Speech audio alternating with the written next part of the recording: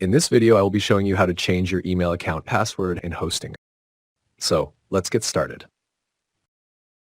First, once we are logged into the Hostinger hosting account, this is how the Hostinger dashboard will look.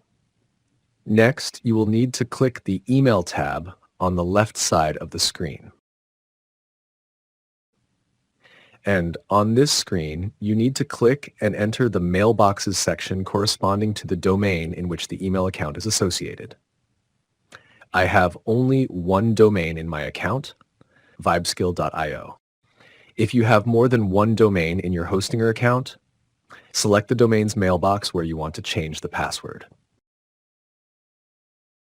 Here you can see I have two email accounts associated with my domain in Hostinger, and I need to change the password of this email account.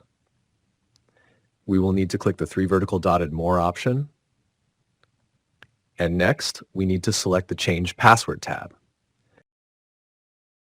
And in this pop-up, we will need to enter the new password and update the changes made here. And done. The email account password has been changed successfully in Hostingers. With this, we have come to the end of this video. Like, comment, and share the video if it was helpful. Thank you.